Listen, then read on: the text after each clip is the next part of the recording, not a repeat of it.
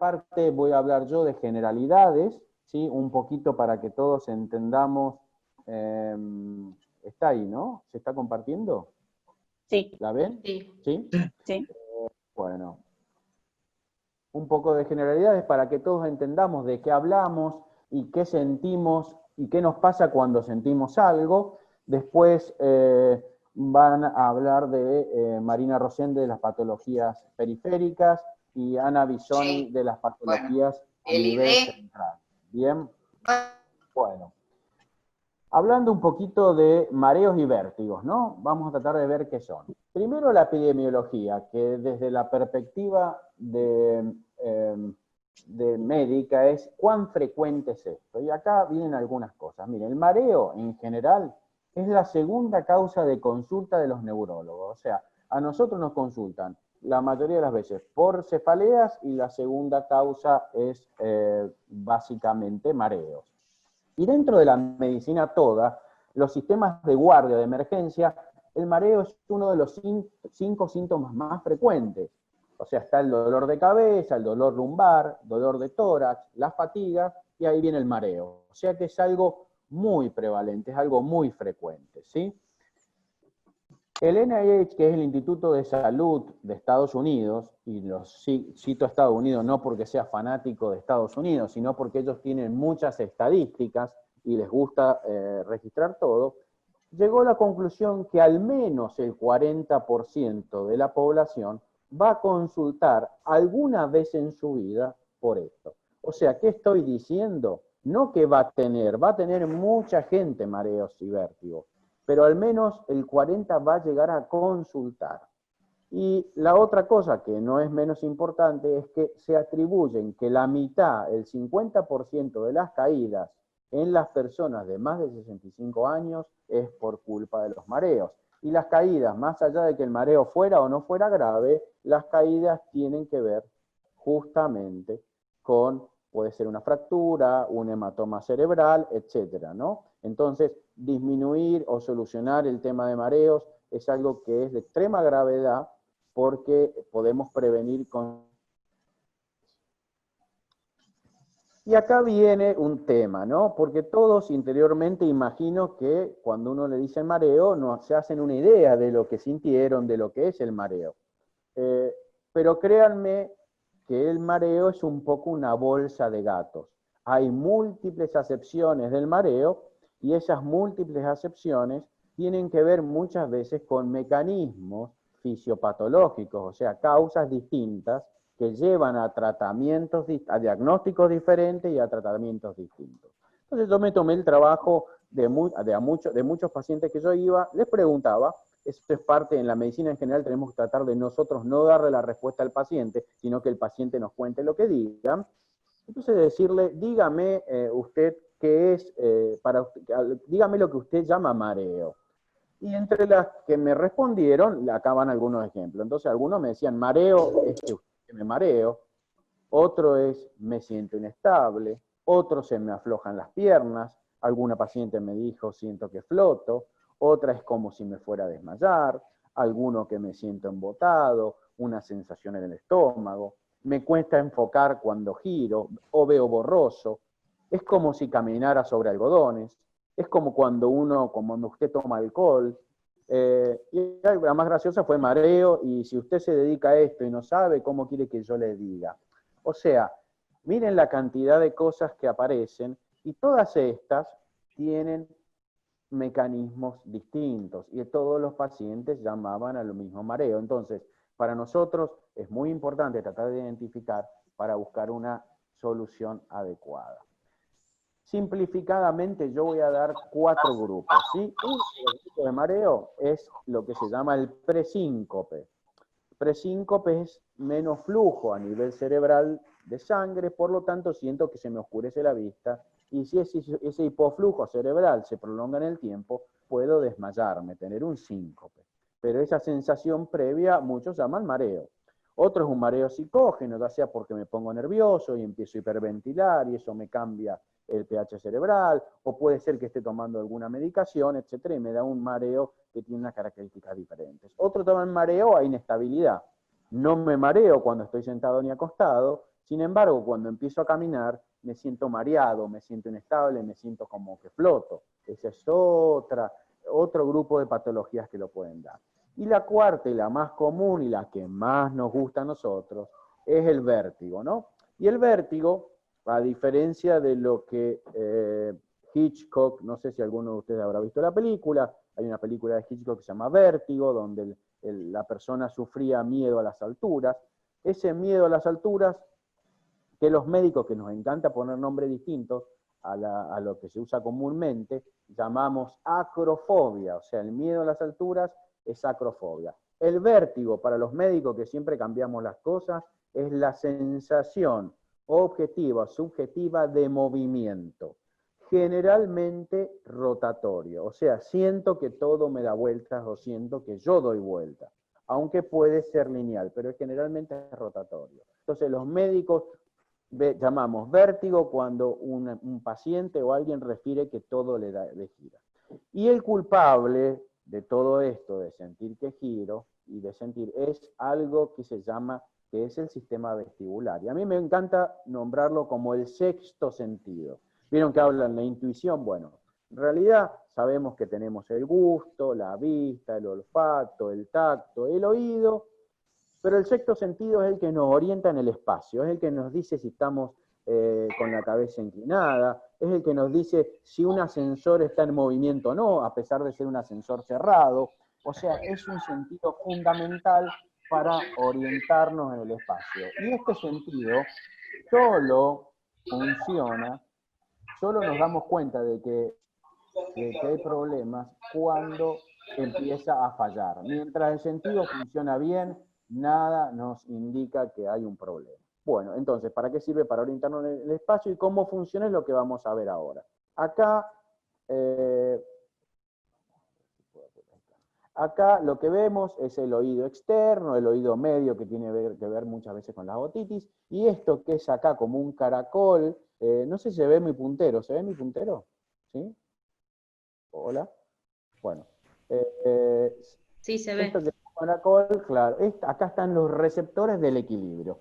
Y como lo ven, hay dos tipos de, este es lo de nuevo, este es el oído interno, una parte ósea y otra parte membranosa donde están los receptores propiamente dichos.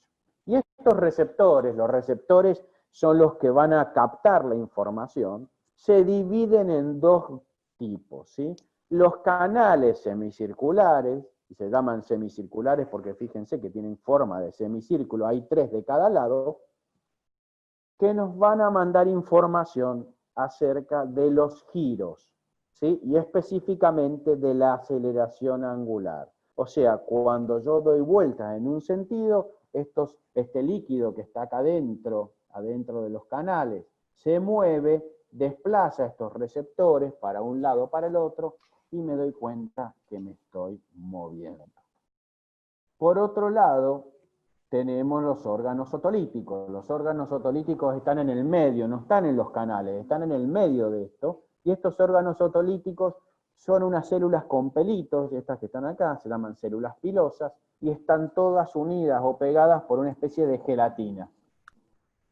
Y pegada a la gelatina hay unos cristales. Esos cristales son cristales de carbonato de calcio, los llamamos otoconias, y esas otoconias son más pesadas que el líquido en el que están, de tal manera que cuando yo sufro un desplazamiento lineal, ejemplo, cuando voy en un colectivo y frena de golpe, cuando arranca un ascensor, etcétera, en esos movimientos lineales, estos cristales se desplazan para un lado o para el otro, y de esa manera yo percibo, mueven las células, estimulan los receptores, y yo percibo el movimiento lineal. Entonces, recopilando, ¿sí?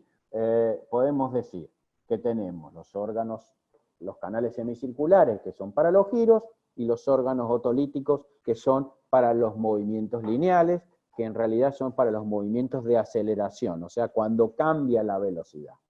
Desde esos receptores que están acá, sale el nervio es como el cable que lleva información, y lo lleva a unos núcleos que están en el tronco cerebral, ¿sí? Hacen todo ese recorrido. El cablecito, la información sale del receptor y el cablecito la lleva hacia los receptores a nivel del tronco.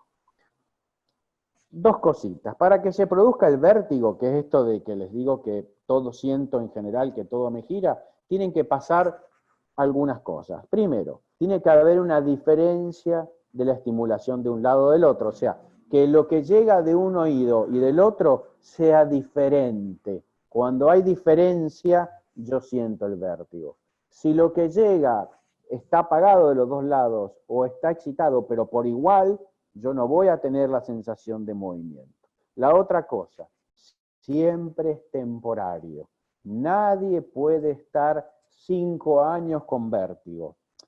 Puede uno tener crisis de vértigo durante 10 años, pero no 5 años con que todo me está girando sin parar, porque el cerebro que es muy sabio, genera mecanismos para tratar de frenarlo cuando es algo continuo.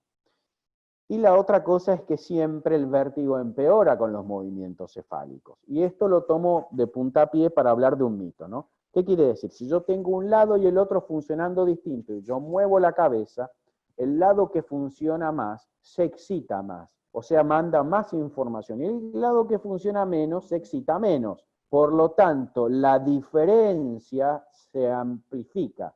Si aumenta la diferencia, mi malestar aumenta. Entonces, naturalmente, que yo trato de hacer, en general, y cualquier persona que ha padecido vértigo, ¿qué es lo que hace? Es tratar de mover poco la cabeza. Si ustedes ven, en general, un paciente cuando tuvieron vértigo o algún familiar que ha tenido vértigo, van a ver que se mueve en bloque, se mueve despacito, como un robot. Y la otra cosa que suele decir es las cervicales, tengo muy mal las cervicales, por supuesto. Tiene mal las cervicales, tiene una contractura de los músculos paravertebrales, los músculos que están acá, que es una contractura en general refleja, es una consecuencia. Como tengo vértigo y cuando muevo la cabeza me siento peor, se genera una contractura a ese nivel para tratar de disminuir las molestias. Bien, entonces ya más o menos sabemos qué es vértigo, sabemos los receptores, y ahora viene desde ese núcleo, esos receptores que llegaban al núcleo, ¿no? Los cablecitos que llegaban al núcleo, a los núcleos a nivel del tronco cerebral, de ahí salen fibras para distintos lugares.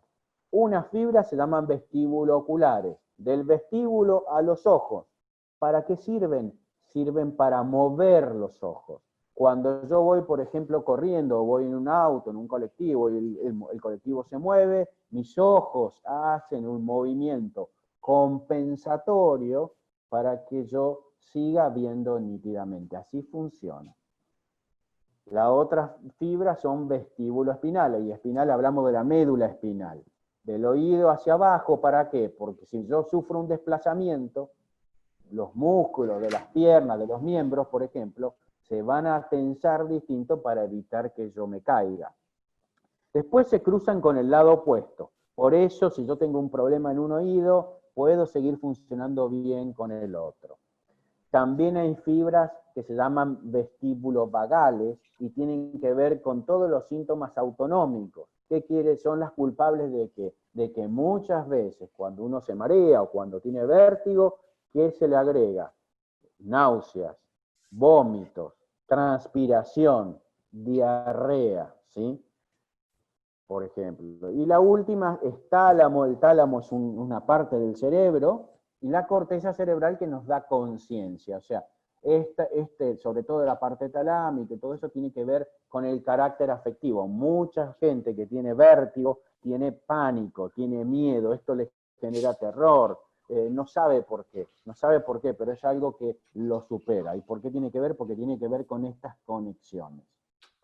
Bien, redondeando, podemos ahora, sabiendo claramente cómo funcionan, tenemos que a nivel vestibular tenemos los canales semicirculares para los giros, el utrículo y el sáculo para los movimientos lineales y la posición respecto a la gravedad.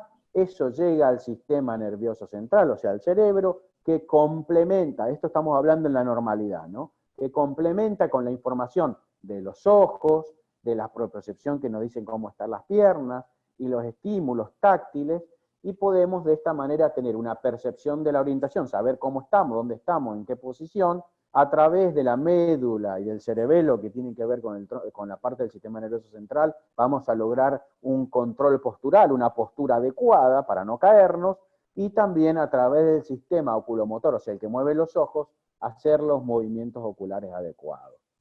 Rápidamente, estos son datos importantes que nosotros queremos que nos diga el paciente que tiene bueno, si tiene verdaderamente vértigo, tratar nosotros de deducirlo, si es una única vez que le pasó o le sucedió muchas veces, en qué condiciones se inició, cuánto duró, si hay otros síntomas acompañantes, si hay familiares que tengan algo parecido.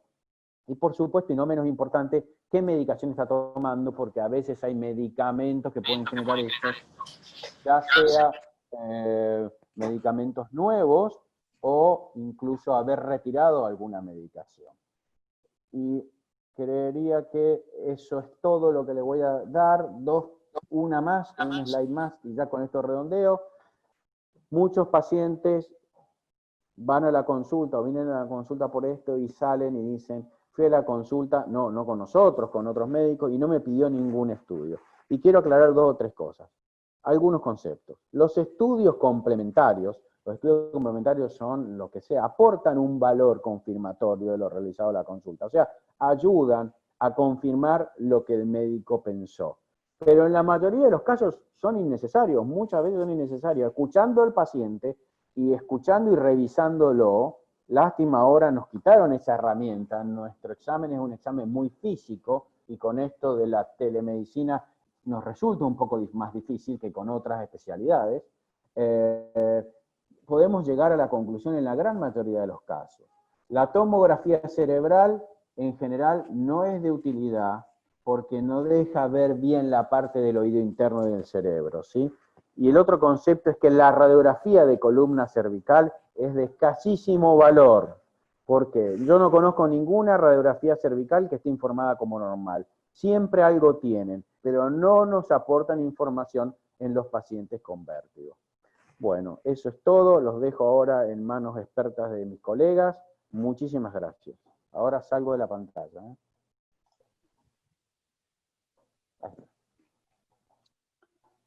Muy bien.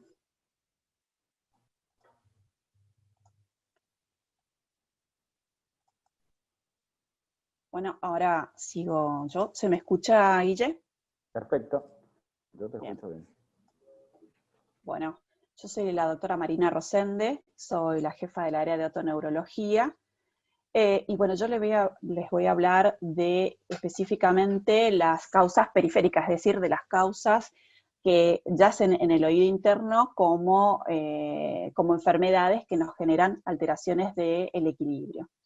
Por suerte son las más frecuentes, la mayoría son de evolución benigna, es decir, que las patologías del oído interno que nos causan esta sensación de mareo, de inestabilidad, de vértigo, muchas de ellas pueden evolucionar solas a la curación o muchas veces responden, en la mayoría de los casos, muy bien a los tratamientos actuales, ya sea a través de una rehabilitación, de medicamentos o a través de maniobras que hacemos.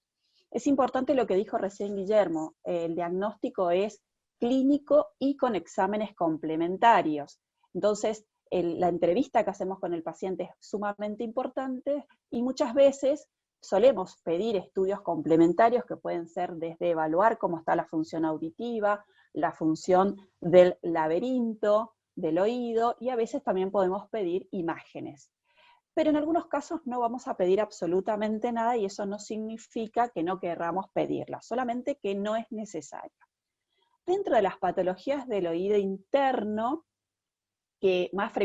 ¿cuáles son las patologías que más frecuentemente podemos ver? La primera es el vértigo posicional paroxístico benigno. ¿Quién de ustedes no escuchó que se le salieron las piedritas del oído o se le corrieron? El presbilaberinto, la cinetosis y la enfermedad de Meniere. Por supuesto que hay otras enfermedades, pero voy a tratar al menos, por un tema de tiempo, abarcar las 3 primeras. El vértigo posicional paroxístico benigno, como su nombre lo indica, son episodios de vértigo, es decir, que las cosas giran o que siento que giro yo, que ocurre ante ciertos cambios de posición y es benigno porque tiene una evolución muy buena. es sin lugar a duda la causa más frecuente de vértigo en el mundo. Es tal así que se calcula que 1 de cada 3 personas en el mundo va a tener al menos un episodio de vértigo posicional. Son episodios de vértigo muy cortitos, duran pocos segundos y en algunos casos hasta 1 minuto. Y son provocados por los cambios de posición. ¿Cuándo ocurren? Habitualmente nos despertamos a la mañana, giramos la cabeza para apagar el despertador y ahí aparece el vértigo. O cuando nos levantamos de la cama o cuando nos vamos a acostar. También puede aparecer cuando nos agachamos para levantar algo del piso o cuando levantamos la cabeza, por ejemplo, para tender la ropa o para sacar una lata de atún de algún lugar de la cocina que esté alto. Y además, la característica es que cada vez que realizamos estas actividades vuelve a aparecer, es decir, se repite durante varios días. ¿Por qué ocurre esto? Ahora lo vamos a ver. ¿Y qué suele generar lo que recién dijo el doctor Videla, Guillermo? Puede dar náuseas, vómitos, palidez, sudoración, mano fría y en algunos casos puede ir acompañado también de diarrea. No tiene síntomas auditivos, no vamos a tener pérdida auditiva, ni zumbidos, nada, porque esta patología afecta solamente a la parte del equilibrio y no a la cóclea, al caracol. Esto se produce porque estas otoconias, otolitos o las piedritas del oído migran desde su origen, que es la mácula utricular, se desprenden y viajan y se colocan dentro de un canal semicircular donde no debería estar. Entonces es un proceso mecánico por el cual salieron y por eso el tratamiento ahora vamos a ver que también es mecánico.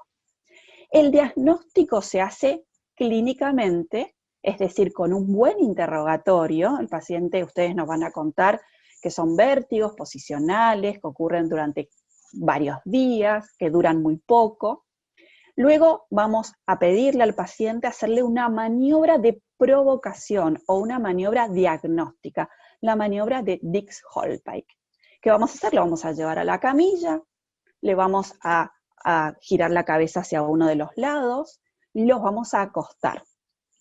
Con esto lo que vamos a hacer, adrede, es que estas partículas se muevan por este canal semicircular y lo que vamos a tratar de hacer de alguna manera es imitar lo que le pasa en la casa al paciente. En algunas ocasiones, cuando no podemos hiperextender la cabeza por fuera de la camilla, podemos utilizar también una almohadita por debajo de los omóplatos para generar esa misma hiperextensión de la cabeza. Una vez que el paciente está en esa posición, lo que vamos a ver es lo siguiente. Fíjense, esta es una señorita joven, la acostamos, por supuesto que esto no duele, y si ustedes miran la conjuntiva, la parte blanca de los ojos, van a ver que de golpe los vasitos sanguíneos se empiezan a mover. Esto se llama nistagmo, es un movimiento generado por el movimiento de las partículas, y es este movimiento el que nos va a generar la sensación de vértigo. Una vez entonces que le hicimos la maniobra, le hicimos el interrogatorio, ya tenemos el diagnóstico. Ahora, la mayoría de los pacientes va a evolucionar espontáneamente, es decir, cuando lleguen a la consulta ya están asintomáticos. Las partículas volvieron solas a su lugar por algún movimiento que hicieron involuntariamente en la cama. En otros casos, cuando llegan y encontramos que está positiva la maniobra, que hay partículas fuera del lugar, lo que le vamos a sugerir al paciente es hacer un tratamiento con una maniobra de reposicionamiento, que son una serie de movimientos muy estudiados que los vamos a hacer de la cabeza y del cuerpo del paciente, como esos jueguitos que éramos cuando éramos muy chicos, y ahí delato mi edad, donde uno tenía que llevar una piedrita por un laberinto de un lado a otro y dejarlos en un agujerito. Bueno, lo mismo con la idea anatómica del oído interno en la cabeza, vamos a hacer estos movimientos al paciente. Con esto hay una cura aproximada del 90% de los pacientes. Y solo un 10%, es decir, 1 de cada 10, va a requerir que le demos un tratamiento con medicamentos o que hagamos una rehabilitación vestibular. Este vértigo no requiere estudios complementarios, no es necesario que hagamos nada, sacar una radiografía, absolutamente nada. Como dijo recién el doctor Videla, no es causado por la columna cervical, sino que secundariamente contracturamos los músculos del cuello para intentar no mover la cabeza porque hacemos una conducta evitativa, ¿sí? Y no es una enfermedad crónica, vamos a tener episodios, crisis, que pueden estar o muy cerca, esto es la línea de vida de un paciente, pueden estar muy cerca una crisis de la otra, o puede pasar hasta años entre una y otra crisis. Como todo vértigo produce un deterioro de la calidad de vida, además de caídas y fracturas. ¿Por qué deteriora la calidad de vida? Ustedes imagínense un paciente adulto mayor que no se puede agachar para juntar la basura del piso, no puede acomodar las latas en las alacenas, que cuando se levanta de la cama se marea, lo que empieza a hacer es no hace las cosas de la casa, empieza a necesitar ayuda, no quiere salir, va perdiendo la autonomía, la independencia, y eso genera depresión. Fíjense qué tan frecuente es que en esta serie que se llama Chicago Fire, que es una serie de bomberos, aquí este bombero tuvo un traumatismo de cráneo, que es una de las causas para que ocurra esto, donde se puede ver cómo le está haciendo la maniobra este médico simulado, ahí se ve el movimiento simulado de los ojos, y ahí lo está parando. Así de frecuente es, aparece hasta en la televisión.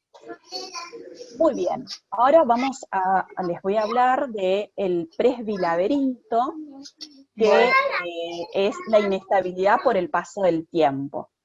Esto generalmente comienza a partir de los 60 años, pero no significa que a partir de los 60 años vamos a tener síntomas.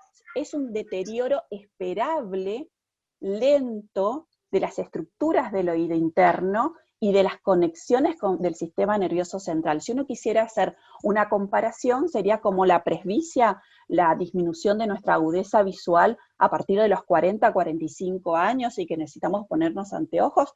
Bueno, esto también es algo fisiológico. ¿Y cómo se hace el diagnóstico? Lo mismo, una buena anamnesis, un buen interrogatorio, ¿qué es lo que le pasa? Y dice, bueno, doctora, empecé a notar que cuando me quiero poner el pantalón y me quedo en un pie, tambaleo un poco, me siento un poco inseguro a bajar las escaleras rápidamente, o sea, son pequeños detalles de inestabilidad. Entonces, en mayores de 60, 65 años, y aquí sí podemos utilizar algo que se llama el test de impulso cefálico videoasistido, que es una prueba funcional donde podemos medir, así como medimos la audición, podemos medir cómo están funcionando los laberintos. ¿Qué recomendamos cuando encontramos esto? Que hagan actividad física regular. Pueden hacer danza, por ejemplo, tango, folclore, jugar al tenis, al golf, al pádel, salir a caminar, hacer tai chi, alguna actividad que haga que nuestro sistema nervioso central y nuestro oído trabaje en conjunto para tratar de paliar este efecto del paso del tiempo. Y por último tenemos a la cinetosis. ¿Quién no tiene un amigo, un conocido, un familiar que dice, yo no puedo viajar de espaldas en el colectivo, o yo no puedo mirar los mensajitos de texto en el tren porque me mareo? Entonces, la cinetosis es una sensibilidad especial a ser transportado. ¿Sí? Esto puede ocurrir tanto por tierra, por aire o por mar, también puede ocurrir en el cine, en esas películas que tienen mucho movimiento, muchos efectos especiales. Empieza a aparecer cuando somos chicos, en general vamos atrás en el auto, el nene o la nena vomita y decimos, bueno, no quiere ir a la escuela, no le gustan los compañeritos, se lleva mal, y en realidad lo que ocurre es que tiene cinetosis. Por eso es importante en los niños vomitadores, cuando los llevamos a la escuela, siempre consultar con el pediatra porque podría ser la cinetosis. La cinetosis nos acompaña en general toda la vida. Es más frecuente en las mujeres y es más frecuente en los migrañosos. ¿Y qué es lo que uno siente? Siente primero una náusea, se pone pálido, sudoroso, mano fría, aumenta la salivación, empezamos con bostezo, nos puede hasta doler la cabeza. Entonces ahí lo que tenemos que hacer, Son medidas generales para evitar esto. En general, los que saben que tienen esta situación, lo que hacen es viajan derecho, mirando hacia adelante, mirando la nuca del conductor, tratando de no mover la cabeza. Otra cosa buena es tratar de no leer, no mirar los mensajitos en el teléfono, olvidarse de eso. Si hay un olor fuerte que no necesariamente tiene que ser desagradable, pero que si es desagradable es peor, tratar de abrir un poquito la ventanilla, tratar de no haber comido mucho antes de subirse al colectivo o a cualquier medio de transporte. Cuando es un viaje muy largo o cuando a pesar de hacer todas estas maniobras no logramos vencer este problema, entonces ahí pueden recurrir a un otoneurólogo o a un neurotólogo para que los traten con una medicación conocida, Dramamine, o con un antihistamínico como el Benadryl, que se utiliza más en los niños. Pero esto siempre tiene que ser bajo control de un médico. Y por último, no sé si tengo tiempo, Guille, ¿puedo hablar de enfermedad de Menier? Sí, tenés unos minutitos. 2 minutos. La enfermedad de Menier la pongo para hacer una diferencia con el vértigo posicional, ¿no? Es una enfermedad muy poco frecuente, donde los episodios también son de vértigo, pero la diferencia es que son episodios muy largos, duran entre 20 minutos y varias horas, 4, 6, 8 horas, que no para el paciente de sentirse mal, de sentir que se mueve todo, pero acá además va acompañado de síntomas auditivos, porque esta enfermedad afecta las dos partes del oído interno, la cóclea y el laberinto. Entonces el paciente siente el oído tapado, pesado, lleno, zumbido y pérdida auditiva. También son crisis recurrentes, y acá el diagnóstico es clínico, pero aquí sí pedimos una batería de estudios, porque lo que tenemos que hacer es hacer un diagnóstico diferencial con otras enfermedades que pueden tener similares características. Entonces acá vamos a pedir potenciales, funciones vestibulares, auditivas, tomografía, resonancia. Aquí lo que ocurre es que el oído tiene un líquido, que hablaba hoy Guillermo, líquido endolaberíntico, que está aumentado en cantidad. No se sabe bien por qué, si es porque está aumentada la producción o disminuida su reabsorción, pero la realidad es que está aumentada la cantidad de líquido dentro del oído, y esto es lo que genera la aparición de esta enfermedad. La evolución es larga. Esta sí es una enfermedad crónica, pero que tiene crisis que pueden estar juntas o separadas. Y esta sí deja secuelas, que es la pérdida auditiva progresiva con el paso del tiempo. Bueno, muchísimas gracias por su atención.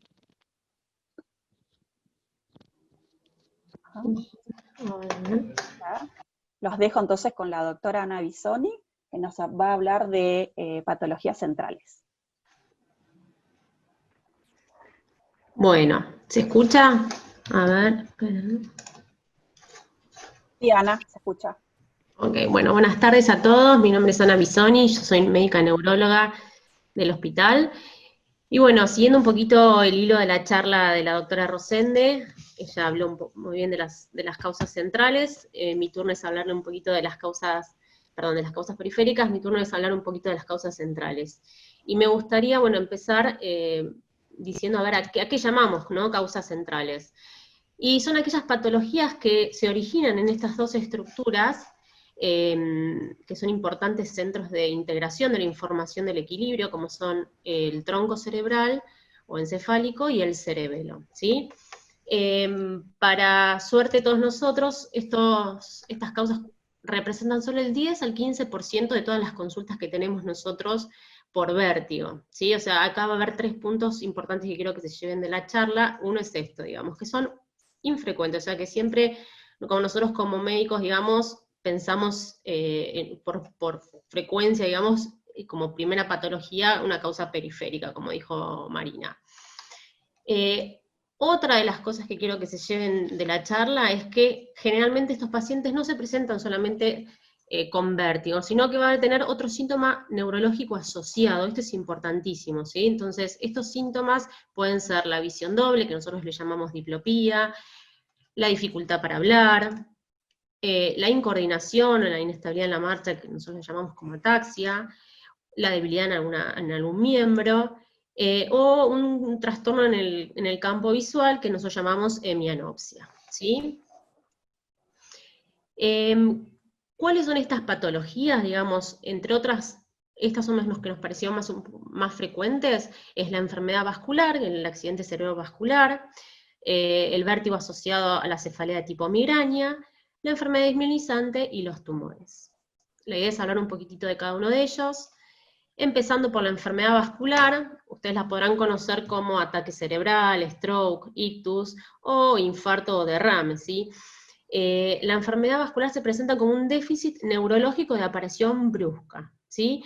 En pacientes que generalmente tienen factores de riesgo cardiovasculares. Estos son la edad, el sexo, el haber tenido un ACV previo, o estos factores que son modificables como la hipertensión, la diabetes, el tabaquismo, el colesterol aumentado, la obesidad. La sintomatología va a ser variable dependiendo el sitio de la lesión, ¿sí? En este caso, digamos, el paciente que se presente con vértigo y algún síntoma asociado, vamos a pensar en estas patologías, en estas estructuras de la fosa posterior, como es el cerebelo o el tronco encefálico. Y una cosa que nos tiene que quedar claro es que es una emergencia médica, o sea que nosotros entre los médicos decimos que tiempo es cerebro, significa que cuanto antes se inicie el tratamiento, la secuela va a ser menor. ¿Y por qué se produce? Bueno, acá tenemos que hablar de dos tipos de ACV. En el 85% de los casos, el ACV va a ser isquémico. ¿Qué significa? Que hay un flujo inadecuado de sangre con el resultante falta de oxígeno y nutrientes a la neurona, ¿sí? Y esta alteración en el flujo puede ser por una embolia, o sea que un coágulo generalmente fuera del cerebro, como se desprenda del corazón, viaje por la circulación, impacte en una zona cerebral, un trombo en las arterias cerebrales o una estenosis, o sea, una placa de colesterol. Por otro lado, este 15% restante, la etiología va a ser hemorrágico. Esto puede ser por ruptura de un vaso de causa degenerativa, traumática o espontánea por una ruptura de un aneurisma, ¿sí? Dos palabras de lo que es el aneurisma, digamos, es como una dilatación del vaso, ¿sí? Y esta dilatación tiene su pared que es más débil, entonces es más propenso a la ruptura, ¿sí? Hay distintos tipos de aneurismas, como así también hay distintos tipos de tratamientos, ¿sí? Por suerte, en general, nosotros, los neurólogos, digamos, diagnosticamos los aneurismas en un estadio asintomático, en general son incidentales, el paciente viene por otra causa, por cefalea, por pérdida de memoria, y los encontramos en el estudio, digamos. Esto nos permite hacer una derivación al neurocirujano y planear cuál es el tipo de tratamiento indicado, ¿sí? La otra causa central importante en frecuencia es lo que nos llamamos migraña vestibular. En los últimos años este nombre fue cambiando, digamos, antes se decía que era el vértigo migrañoso, o la migraña asociada al vértigo, o la migraña que marea. Recién en el 2012, ¿sí? Este trastorno salieron los criterios diagnósticos y se validaron, ¿sí? Lo que tenemos que saber de la migraña, que es uno de los desórdenes crónicos más deshabilitantes del ser humano, ¿sí? Y en general, lo que es importante, que se dan los años más reproductivos, entre los 20 y los 50 años, ¿sí? Y en general, la mayoría son mujeres. En cuanto a la migraña vestibular, decimos que dentro de la población migrañosa es un subgrupo que equivale más o menos a un 35%. Acá estos pacientes, quizás el síntoma principal no es el dolor de cabeza, sino va a ser el vértigo, la inestabilidad o el mareo. Empezamos describiendo un poquito lo que es la migraña, ¿sí? La migraña es un dolor generalmente descrito como hemicraniana, o sea, en la mitad de la cabeza, en general es de tipo pulsátil o punzante, tiene una intensidad de moderada a severa, empeora con el ejercicio, puede tener náuseas o vómitos, sonofobia y fotofobia, sensibilidad al ruido y a la luz. Y este pequeño porcentaje de pacientes también se asocia con vértigo o mareos, ¿sí? ¿Por qué se produce la migraña vestibular? Bueno, se piensa que es una combinación entre cambios en la circulación cerebral, donde hay una vasodilatación de los vasos durales, digamos, con activación de lo que es el sistema trigeminal, que es el sistema nervioso, digamos, sensitivo de la cabeza y de la cara. Bueno, ¿por qué nos va a consultar este paciente? En general es muy, muy heterogéneo, digamos, puede consultar por vértigo, por esta sensación de giro, que puede durar de horas, días, es inespecífico, mareos, esta intolerancia al mover la cabeza, visión borrosa, desequilibrio al ponerse de pie o caminar, embotamiento, y esto que hablaba Marina recién de la cinetosis, ¿sí? En general nosotros cuando a estos pacientes le preguntamos, ¿usted cuando era chico se iba en el auto, se mareaba? Bueno, generalmente la mayoría de ellos dice que sí, ¿sí? Pues está relacionado. Y lo importante es que el 60% de los pacientes que sufren estos ataques de vértigo, en general en el momento que lo sufren no tienen acefalea, ¿sí? Por ejemplo, mujeres que quizás toda su vida fueron migrañosas, pasan un periodo libre de cefalea y recién en la posmenopausia empiezan con esta sintomatología. O sea, nosotros lo interpretamos como un equivalente migrañoso, ¿sí? Cuando revisamos a estos pacientes, en general, nosotros los revisamos fuera de la crisis, o sea que cuando lo vamos a revisar, el examen físico es normal. Si tenemos la suerte de revisarlos con el episodio, con la crisis, que realmente eso no sucede, también los signos pueden ser de déficit centrales o periféricos, como que mucho tampoco nos va a ayudar en el diagnóstico, digamos.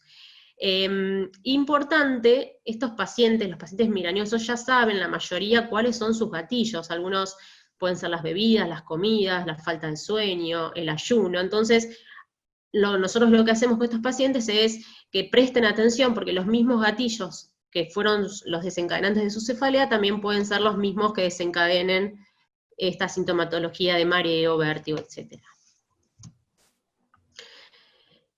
Otra de las causas centrales, no tan frecuente como las dos anteriores, es la esclerosis múltiple. ¿Sí? Esta entidad es una de las más comunes de las enfermedades inflamatorias del sistema nervioso central. Afecta a todo el sistema nervioso central, con cierta predilección por algunas regiones, como el nervio óptico, el tronco del cerebro, y la médula espinal, ¿sí?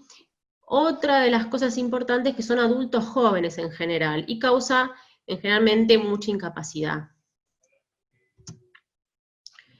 ¿Por qué se produce? Bueno, en general la hipótesis es que es una asociación entre una alteración genética con una alteración, con un factor ambiental, puede ser infeccioso o no, que eso es lo que hace que pone en marcha un proceso inmunológico anómalo, ¿sí? En cuanto a lo que a nosotros nos compete, solamente el 10% de estos pacientes van a tener vértigo, pero acordémonos que siempre cuando hablamos de causa central, el vértigo viene asociado a algún otro síntoma referido por el paciente o signo que nosotros encontremos en el examen físico, ¿sí? Y por último, los tumores de fosa posterior, esto para llevar un poco tranquilidad a todos nosotros, digamos, representan el 2% de todas las neoplasias del organismo, digamos, y dentro de lo que es la patología tumoral del sistema nervioso central, representa un 20 o un 30%. En general, insisto, el vértigo en estos pacientes se asocian a otros síntomas neurológicos, ¿sí? Muy bien, y acá llegamos a cómo las diagnosticamos, ¿no? Estas patologías. Y vuelvo a repetir un poco lo de las charlas anteriores, que el interrogatorio del examen físico para nosotros es importantísimo. En general, entre el 95 y el 98% de los casos, llegamos al diagnóstico solamente con el interrogatorio del examen físico. Los estudios de neuroimágenes, en general, como dijo Guillermo, la resonancia es de elección, ¿sí? Aunque en la tomografía nos sirve mucho en la etapa aguda del ACV, ¿sí? Paciente que empieza de forma súbita con síntomas neurológicos, está en la casa, bueno, uno probablemente cuando llega a la guardia le hagan una tomografía para descartar principalmente a ver si esto se está tratando de un ACV y si es algo isquémico o hemorrágico, porque el tratamiento va a diferir en cuanto al resultado, ¿sí? Y bueno, en cuanto al tratamiento, ¿sí? ¿Tienen tratamiento? Sí, ¿sí? En cuanto a lo que es el ACV, partiendo de lo que es la prevención secundaria, el paciente que ya tuvo un ACV, lo que tenemos que hacer el tratamiento es control de estos factores de riesgo cardiovasculares de los que hablamos, ¿sí? Farmacológicamente, digamos, con antihipertensivos, estatinas, que son las medicaciones que bajan el colesterol, hipoglucemiantes para el control de la glucemia, y aspirina. Y se le recomienda a estos pacientes dieta saludable, actividad física y abandonar el tabaquismo si es que lo hace. En cuanto a lo que es el tratamiento en el agudo, ¿sí? Paciente que se presenta a la guardia, bueno, acá una vez que nosotros tenemos el resultado de esta tomografía, se dividen como un poco las aguas, digamos. Paciente con ACV isquémico, el tratamiento va a ser distinto a que el hemorrágico. El isquémico, vuelvo a repetir lo que dije en las diapositivas, que el tiempo del cerebro, o sea que lo que nosotros queremos es que cuando comienza la sintomatología acuda rápido a la guardia, porque tenemos una ventana de tratamiento para hacer la terapia trombolítica. Pasada esa ventana es más difícil de realizarla. O sea, lo que tiene de objetivo esta terapia es degradar el coágulo y que se restablezca el flujo sanguíneo. Si el paciente tiene un ACV hemorrágico, acá el tratamiento va a ser distinto. La idea es tratar de monitorizar el tema de la presión arterial y hacer más que nada un tratamiento de sostén para tratar de que el paciente este ACV no le genere edema o que necesite alguna terapia más agresiva, digamos, de tipo quirúrgica. Y una vez pasada la etapa aguda, ahí vamos a tener que ver qué es lo que originó el tema de la hemorragia, y el tratamiento va a ser específico para cada patología. En cuanto a la migraña vestibular, también tiene un tratamiento farmacológico y uno no farmacológico. Siempre yo le digo a mis pacientes que el tratamiento va a depender mucho, es como muy parecido a lo que es la migraña en general. Ana, estamos en tiempo, ¿eh? Es la última, esta, ¿sí? Tiene como dos pilares. Un tratamiento en el agudo, digamos, en el ataque. Si es por dolor, vamos a tener analgésicos. Si es con episodios de vértigo o de mareos, vamos a darle tratamiento sintomático, como es Dramamine, Reliberam. Y el preventivo va más orientado a pacientes que estos episodios son muy, muy frecuentes, que tiene como objetivo esto, disminuir la frecuencia y la intensidad. ¿Sí? Y esto va a ser de uso crónico, o sea, de uso crónico, digamos, a diario. Y el no farmacológico, obviamente, es modificación del estilo de vida, que va a estar más relacionado con los gatillos, ¿sí? Y nada más. Bueno, así que muchas gracias.